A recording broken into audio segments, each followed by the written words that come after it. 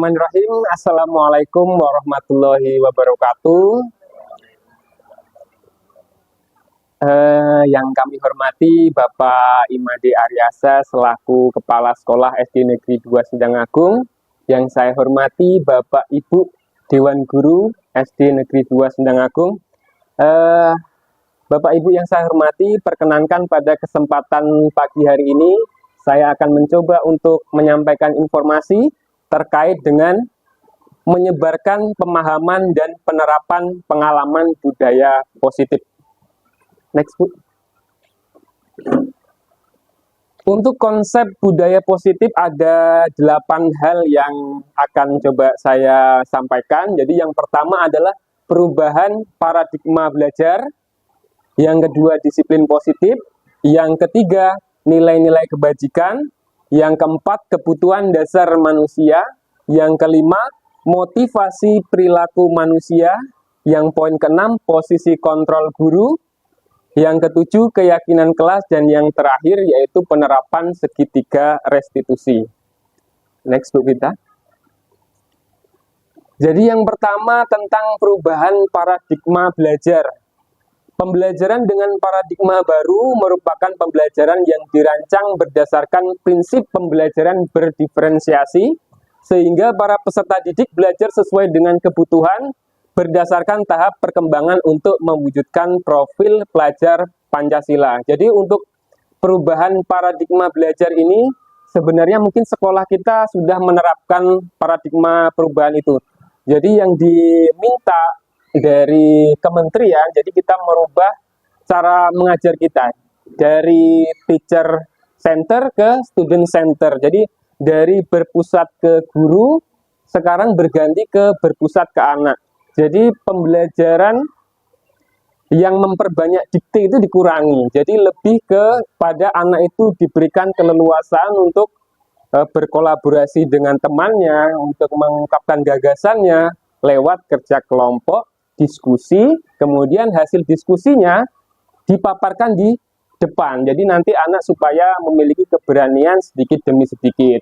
Dan di sini disinggung tentang pembelajaran berdiferensiasi. Pembelajaran berdiferensiasi sebenarnya sangat panjang kalau dibahas Bapak Ibu. Jadi kita ambil garis dasarnya saja. Jadi ketika pembelajaran di kelas, misalkan ada 25 siswa, saya yakin 25-nya itu tidak akan semuanya bisa, 25-nya itu juga tidak akan semuanya juga tidak bisa. Mungkin anak-anak yang tidak bisa mungkin hanya sekitar 2-3 anak. Begitu juga yang kemampuannya lebih, itu mungkin juga hanya sekitar 2-3 anak. Nah, anak-anak yang berkemampuan kurang, kita akan beri penguatan, perhatian lebih. Sedangkan untuk anak-anak yang cerdas, berarti kita beri penguatan, beri soal pengayaan supaya mereka nalarnya diasah lagi, kemudian juga diharapkan tidak mengganggu konsentrasi peserta didik yang sedang belajar. Nah, itu dasar dari diferensiasinya seperti itu. Kalau diterapkan diferensiasi secara penuh, saya yakin waktunya akan lama. Kemudian waktu untuk kita menyiapkan pun juga akan sangat memakan waktu. Karena dalam pembelajaran diferensi yang secara penuh, kita harus memulai dari tahap mengenali personal siswa, dari melihat data-data anak itu di kelas sebelumnya. Kendalanya apa, hambatannya apa. Kemudian setelah mengenali personal, kita lihat ke kesiapan belajarnya, kemudian minatnya, yang terakhir ke profil belajarnya. Jadi anak itu setelah kita lihat datanya, anak itu cenderung ke minat belajar yang mana? Apakah visual, cenderung melihat, apakah auditori, senang menyimak, atau mungkin kinestetik, senang bergerak. Jadi sebenarnya kalau mau diterapkan berdiferensiasi itu sangat lama. Jadi kita ambil dasarnya yang tadi saja. Oke, next kita. Nah, setelah ke paradigma, kita akan lanjutkan ke nilai-nilai kebajikan. Nah, nilai-nilai kebajikan itu adalah nilai yang kita sepakati bersama sesuai dengan profil pelajar Pancasila. Nah, di sekolah kita pun, saya yakin sekarang sudah menerapkan profil belajar Pancasila. Jadi yang pertama, yang pokok, ya. Jadi nilai-nilai kebajikan yang pokok itu adalah beriman, bertakwa kepada Tuhan Yang Maha Esa, dan berakhlak mulia. setiap hari sudah kita terapkan. Mungkin sebelum masuk anak sudah berdoa, setelah berdoa dilanjutkan dengan membaca dan menerjemahkan juz amma. Kemudian ada juga kegiatan sholat dua berjamaah, sholat zuhur berjamaah. Itu adalah salah satu implementasi dari beriman dan bertakwa kepada Tuhan Yang Maha Esa. Kemudian berkebinekaan global. Di sekolah kita pun sudah menerapkan. Jadi berkebinekaan global cenderung menghargai perbedaan. Jadi siswa-siswi yang non-muslim pun di sekolah kita sudah diakomodir. Dari belajarnya, dari asesmennya, semuanya sudah diakomodir dengan baik. Kemudian untuk gotong royong, mandiri, kreatif, dan bernalar kritis, sudah dalam keseharian kita praktekkan, mungkin dalam kegiatan lomba atau dalam pembelajaran itu sendiri. Lanjut Bu kita. Nah, ini yang selanjutnya adalah disiplin positif. Nah, ini termasuk cukup baru untuk saya Bapak Ibu. Kenapa harus ada kata positif? Kenapa tidak disiplin saja gitu. Jadi untuk disiplin positif, jadi dalam budaya kita makna kata disiplin adalah sesuatu yang dilakukan seseorang pada orang lain untuk mendapatkan kepatuhan. Kita cenderung menghubungkan kata disiplin dengan ketidaknyamanan. Kemudian disiplin positif merupakan salah satu cara penerapan disiplin yang bertujuan untuk menumbuhkan kesadaran serta memperdayakan anak untuk melakukan sesuatu tanpa paksaan, ancaman, dan hukuman. Di sana itu, Pak. Kemudian sebagai pendidik, tujuan kita adalah menciptakan anak-anak yang memiliki disiplin diri sehingga mereka berperilaku dengan mengacu pada nilai-nilai kebajikan universal dan memiliki motivasi intrinsik bukan ekstrinsik. Jadi sejauh ini kata disiplin itu kita maknai bahwasanya ketika anak menjalankan perintah kita, berarti anak itu sudah mewujudkan suatu tindakan disiplin terhadap kita. Nah itu sebenarnya baik, tetapi ada yang lebih baik lagi yang diharapkan sebenarnya anak itu memiliki disiplin positif. Jadi anak itu sadar bahwasanya mereka melakukan sesuatu itu tanpa paksaan, tanpa memikirkan motivasi ekstrinsik seperti mungkin menghindari hukuman, ketidaknyamanan, atau justru ingin penghargaan. Jadi hal-hal yang demikian itu sebenarnya harusnya diubah. Jadi lebih kepada disiplin positifnya. Mereka melakukan sesuatu karena memang mereka menghargai nilai-nilai yang ada pada dirinya, terutama integritas pada dirinya sendiri. Next. Nah, ini gambaran dari motivasi perilaku tadi tentang motivasi ekstrinsik dan intrinsik. Boleh dilanjut tuh kita. Oke. Kemudian untuk membangun disiplin positif tadi, jadi ada beberapa hal yang harus dilakukan, yaitu dengan membuat keyakinan kelas. Kenapa kok keyakinan bukan peraturan? Sebenarnya kedua hal itu bukan sesuatu yang harus dibedakan, tidak. Karena peraturan kelas itu dasar awal sebelum kita menuju ke keyakinan kelas. Keyakinan kelas itu berisi tentang nilai-nilai kebajikan. Jadi mungkin seperti saling menghormati, menghargai teman, dan sebagainya. Jadi dalam peraturan kelas ini, kita dalam membuat peraturan kelas juga tidak boleh sepihak Bapak Ibu. Jadi kita harus melibatkan anak untuk bersama-sama membuat peraturan. Kemudian peraturan yang kita buat, jika ide-ide itu berasal dari anak, itu pun kita harus rubah ke kalimat yang positif. Jadi misal ini Bapak Ibu, misal diibaratkan sebagai murid, misal ya Bu. Jadi ketika pembelajaran awal tahun itu pasti kita akan membuat kesepakatan kelas atau peraturan kelas untuk mengkontrol anak itu selama 1 semester ke depan. Nah, jadi kira-kira kalau misalkan Bapak Ibu sebagai murid, kira-kira kehendak apa yang Bapak Ibu kehendaki dalam kelas itu misalnya? Kira-kira apa, Bu Pita? Jangan membuang sampah sembarangan. Oke, jangan membuang sampah sembarangan. Itu mengandung kalimat negatif. Jadi jangan atau kata tidak itu mengandung kalimat negatif. Jadi seyogyanya kita rubah menjadi buanglah sampah pada tempatnya. Sebenarnya sama maknanya, tetapi yang diharapkan kita tidak menggunakan kata negatif supaya tidak melekat pada pikiran anak. Kemudian keyakinan kelas inilah yang nanti akan kita pedomani untuk melakukan tindakan-tindakan selanjutnya. Boleh Bu, di next Bu. Lanjut Bu. Nah, kita ke kebutuhan dasar manusia. Jadi selain membuat keyakinan kelas, seyogyana guru memahami tentang kebutuhan dasar manusia atau kebutuhan murid. Jadi kebutuhan dasar manusia adalah segala sesuatu yang kita lakukan untuk mendapatkan apa yang kita inginkan. Seluruh tindakan yang kita lakukan memiliki tujuan tertentu dan semua usaha terbaik yang kita lakukan adalah dalam rangka agar kebutuhan dasar kita terpenuhi dengan baik. Nah, kemudian ada 5 kebutuhan dasar manusia atau 5 kebutuhan dasar murid. Yang pertama itu adalah bertahan hidup. Itu menyangkut masalah makanan, pakaian, tempat tinggal, keamanan, dan kesehatan. Yang kedua adalah kasih sayang dan rasa diterima. Yang ketiga penguasaan. Yang keempat kebebasan. Yang kelima kesenangan. Jadi misalkan dalam pembelajaran kita masih sekitar jam 9.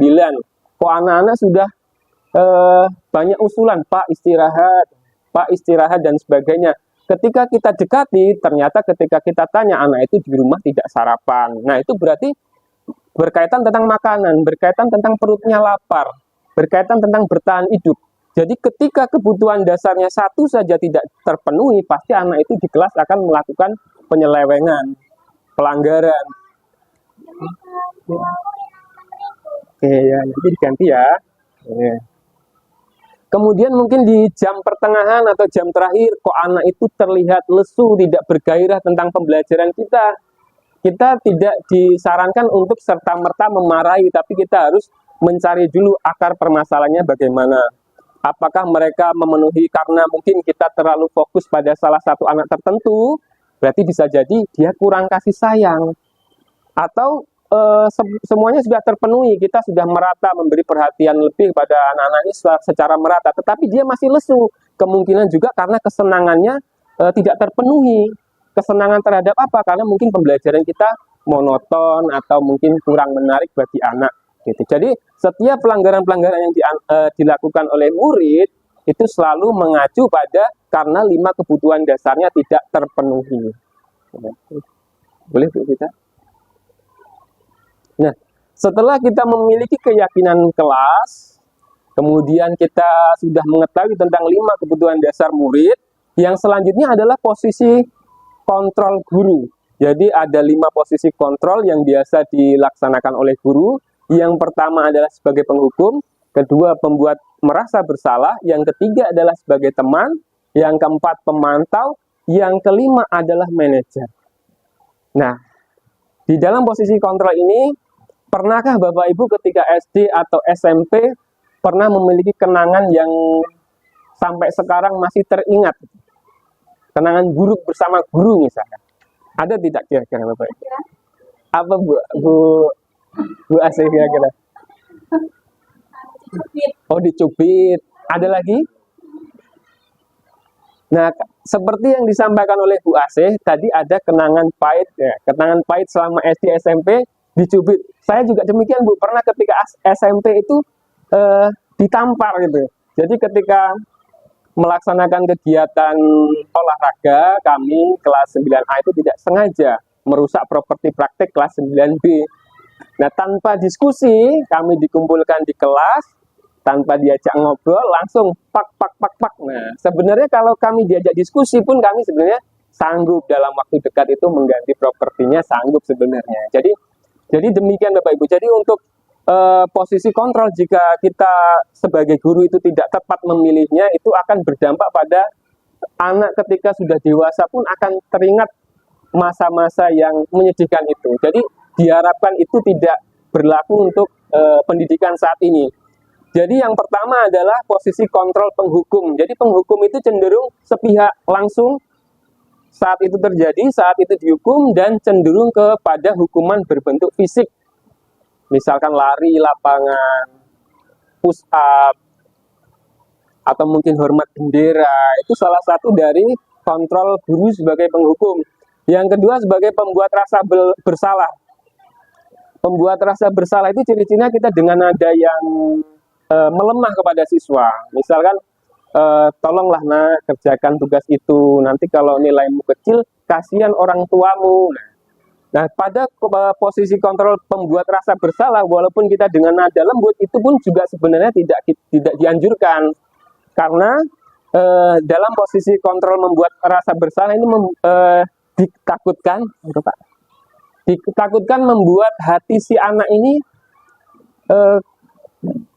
terkena gitu. Jadi merasa apa-apa yang kurang kok gara-gara saya. Jadi merasa terbebani gitu hatinya. Jadi tidak dianjurkan untuk membuat rasa bersalah pun tidak dianjurkan. Kemudian yang ketiga sebagai teman.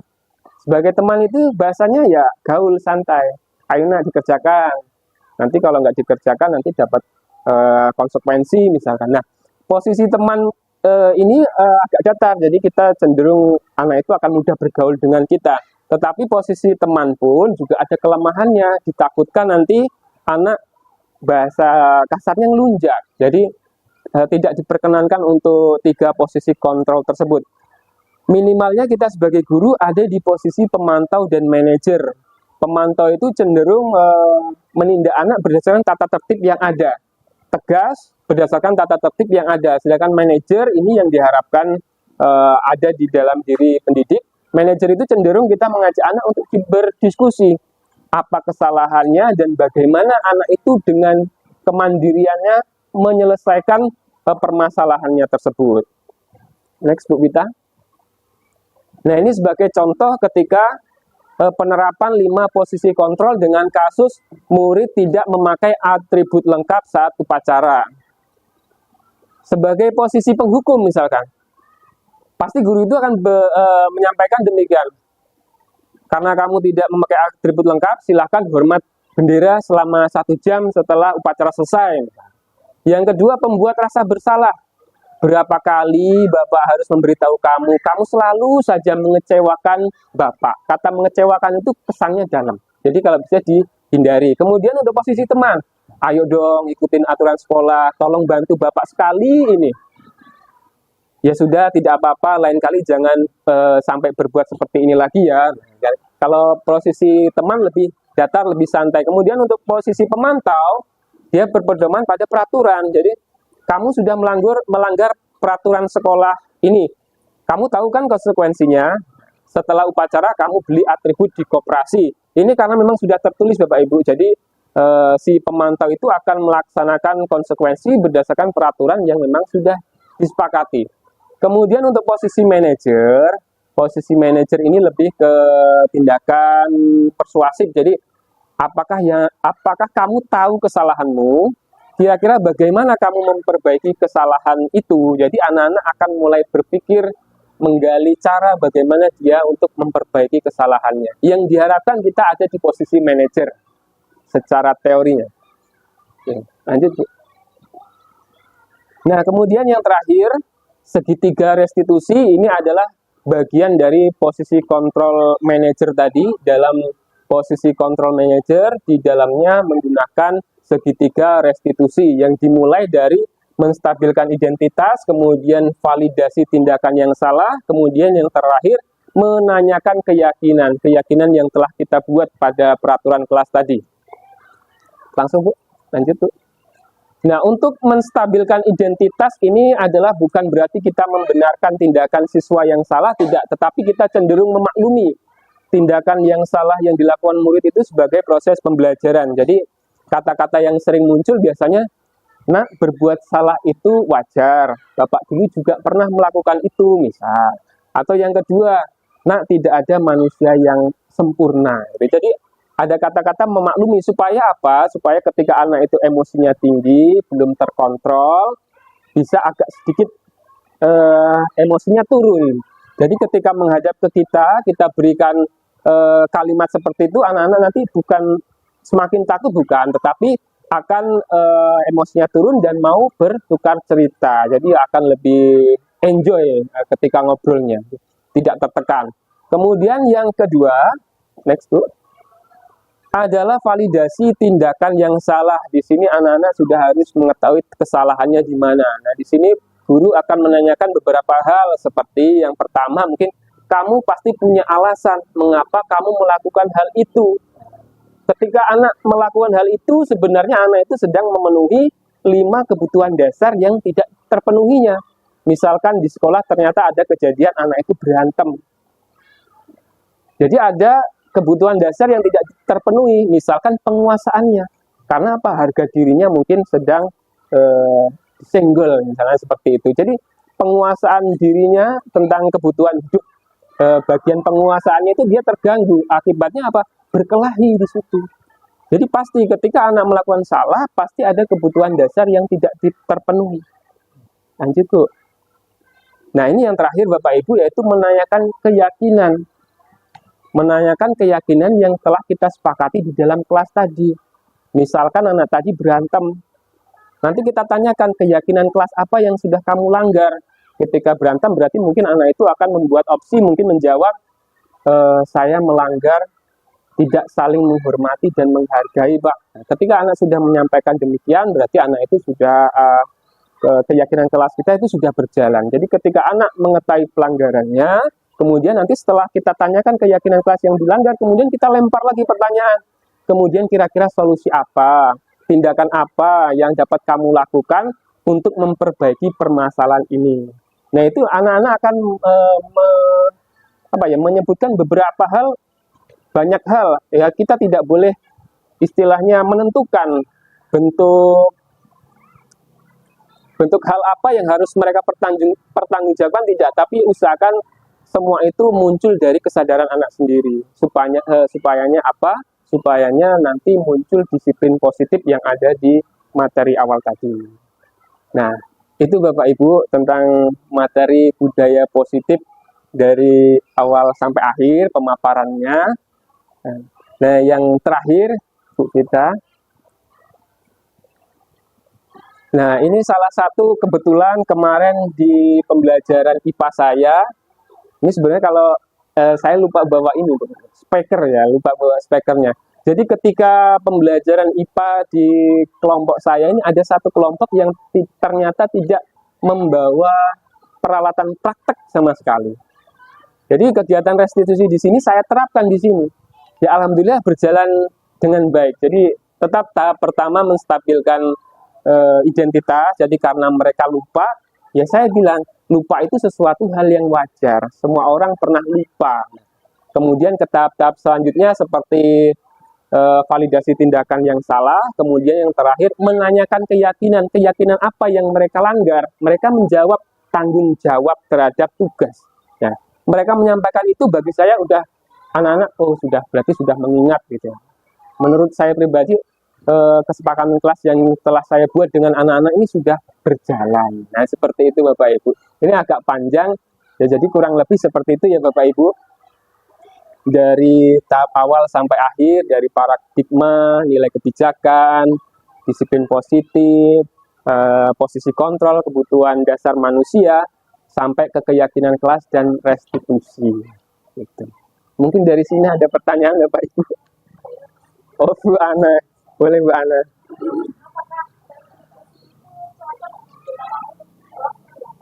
Apakah restitusi itu cocok digunakan untuk kelas rendah?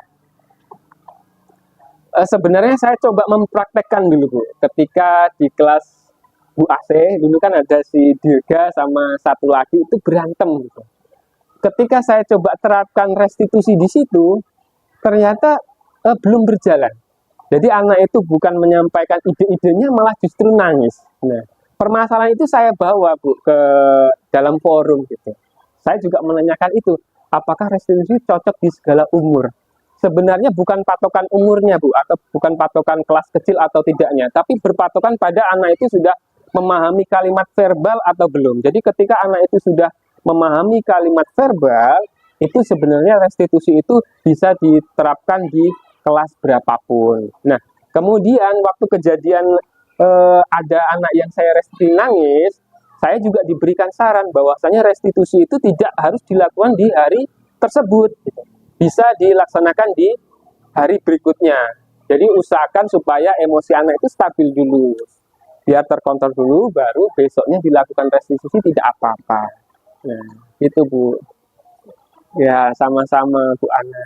Mungkin ada Bapak Ibu guru lain? Apa sudah cukup jelas atau kecepatan atau cukup ya Bapak Ibu ya? Oke, terima kasih pada Bapak Ibu semua atas kehadirannya dalam menghadiri undangan saya tentang diseminasi tentang budaya positif. Yang terakhir, saya tutup. Mudah-mudahan yang saya sampaikan ini bukan berarti harus diadaptasi, bukan, tapi mudah-mudahan ada sedikit hal baik yang bisa saya sampaikan pada hari ini. Nah, yang terakhir saya tutup. Billahi taufik walhidayah. Wassalamualaikum warahmatullahi wabarakatuh.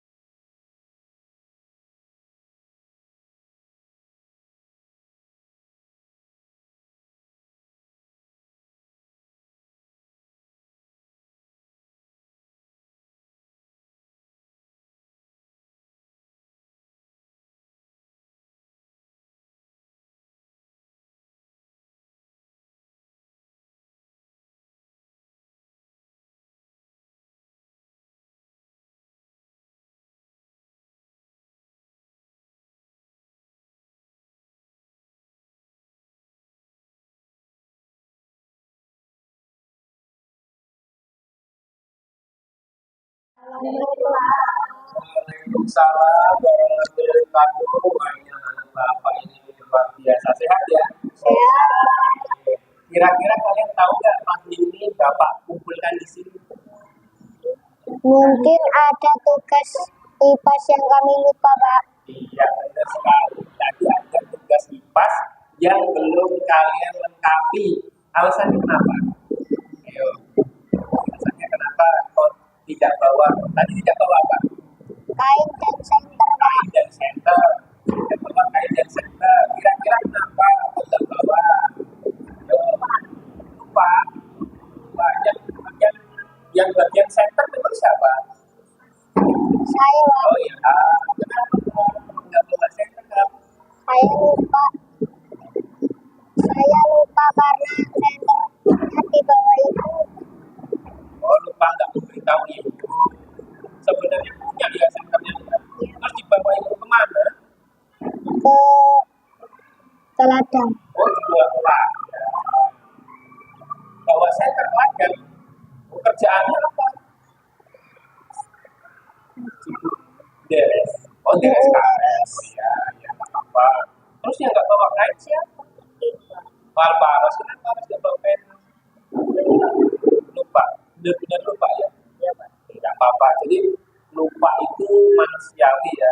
Bapak dulu juga pernah lupa ya. Tapi kalian Bapak kumpulkan di sini nggak mau mencari siapa yang salah, siapa yang benar. Tapi karena kalian dalam satu kelompok, jadi Bapak ajak mari kita cari solusinya ya. Nah, kira-kira ini Bapak tanya ini. Kira-kira kesepakatan kelas apa? Kita dulu masuk buat kesepakatan kelas ya. Nah, kira-kira kesepakatan kelas apa yang sudah kalian langgar? Kira-kira apa? Yo. Kesepakatan bertanggung jawab, Pak. Oh, bertanggung jawab pada tugas ya. Nah, benar. Bertanggung jawab pada tugas itu yang kalian langgar. Terus solusinya gimana? Kira-kira gimana? Kedepannya gimana kira-kira? Akan bertanggung jawab, Pak. Oh, akan lebih bertanggung jawab. Terus ada lagi istilah selain lebih bertanggung jawab itu apa lagi? Tidak mengulang lagi. Jadi lebih mempersiapkan diri lagi ya. Ya. Terima kasih anak-anak, apresiasinya, tanggung jawabnya, terima kasih. Terus pagi ini kalian masih mau praktek? Masih. Karena kalian tadi tidak bawa senter sama kain, dan ini tetap boleh praktek ya. Tapi kira-kira gimana? Meminjam punya teman nggak apa-apa ya. Kali ini boleh meminjam kelas teman, tapi syaratnya temannya sudah selesai dulu ya. Nanti kalian pinjam, nanti bapaknya ganti. Itu ya Nana ya. Terima kasih. Boleh kembali ke kelas nanti bapak ya. Sama-sama kita. Ya. Terima kasih ya.